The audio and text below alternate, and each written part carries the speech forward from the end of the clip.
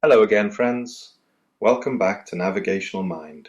It's me, Dr. Toye Oyelese, with another gentle wander through the rooms of our minds. If you listened to the last episode, you remember we talked about clarity, or rather, why we rarely see ourselves as clearly as we think. We tossed out the idea of the mind as a precision camera and traded it for something messier, more honest, a sort of navigation system, always correcting, never quite still. Today, I want to invite you even deeper.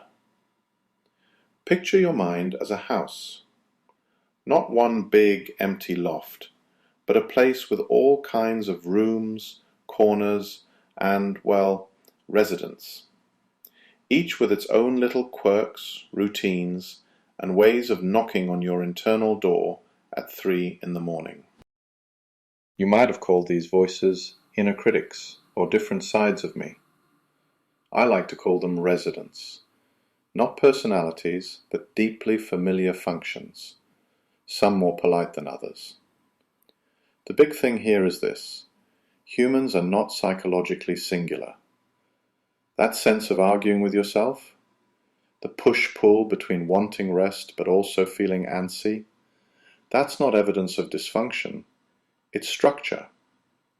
Our minds, our inner houses, are alive with these residents, and they don't always get along. Let me give you a story, because that's always more fun. Early in my career, just after I arrived from Nigeria, funny how memory jars you back like that, I was working in a small town in rural Alberta. One day, a patient came in with a case that had me on edge. My trust resident, eager to connect and listen, told me to trust what the patient was sharing. But my autonomy, quite a stubborn fellow, was fretting about maintaining boundaries and making my own judgment call. I remember, I agonized a bit, well, more than a bit, but in that little internal tug of war, I ended up finding a better way to care for that person. Those voices bumping into each other, that was the architecture of my mind at work, not a sign of weakness. So, if you've ever caught yourself mid-argument inside your own head, don't rush to diagnose yourself as broken. That's you navigating, with residents all talking at once. And honestly, as we'll see, that's where the magic lives. Now, let's open some doors and meet the cast.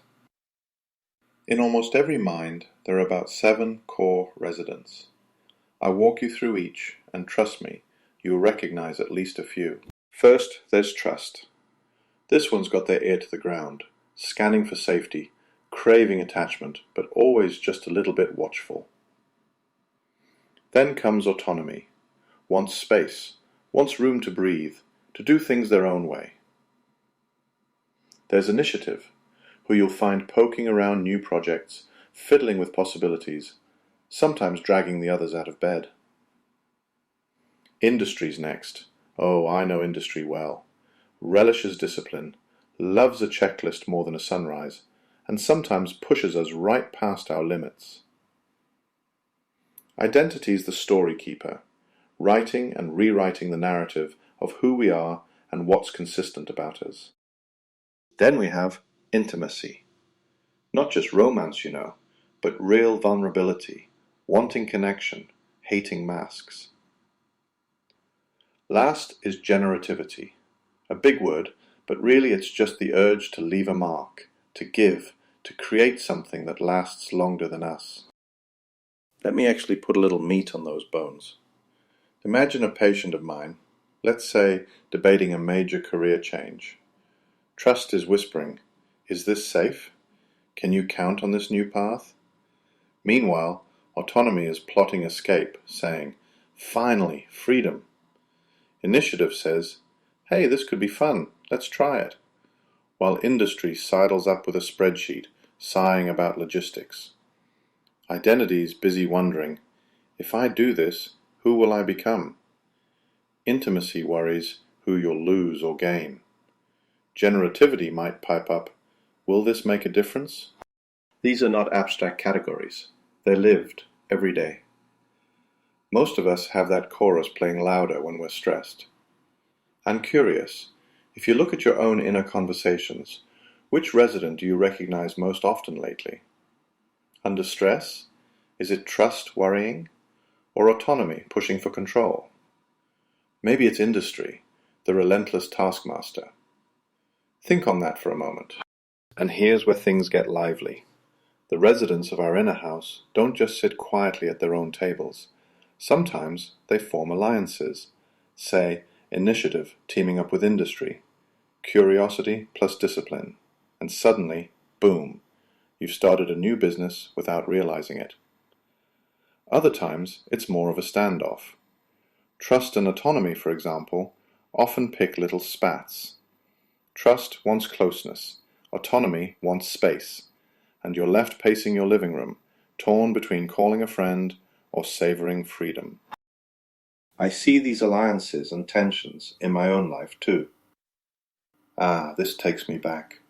When I was a medical resident, I used to second-guess myself all the time. I'd spend hours after a shift questioning my diagnosis. Was it correct? Did I miss something? My identity resident was wrestling with the pressure of becoming Toye Oyelese, while industry was somewhere in the corner insisting I buckle down and do it right. Sometimes, if those two got too frenzied, intimacy would try to break in, usually late at night, urging me to seek comfort from my family, or, if I'm honest, sometimes just my camera out on the porch. What happens when a few residents panic as soon as others grab the steering wheel?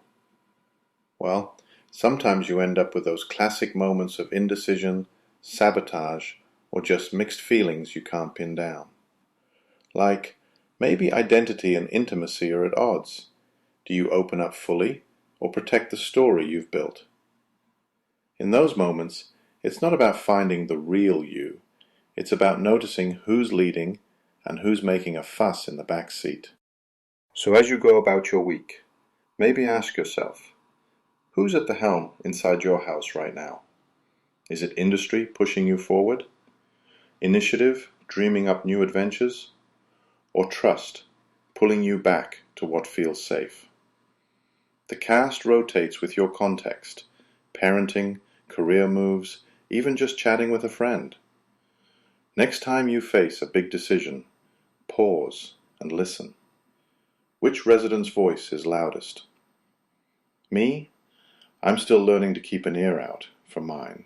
Alright, let's stop there for today, before I end up chasing more tangents than usual. Remember, if you feel inconsistent, you're not broken or confused. You're just plural, with a full house upstairs. Understanding these residents isn't a cure. It's an invitation to live alongside yourself with more peace. In our next episode, we'll dig into friction and conflict. Basically, what happens when your house turns into a bit of a shouting match.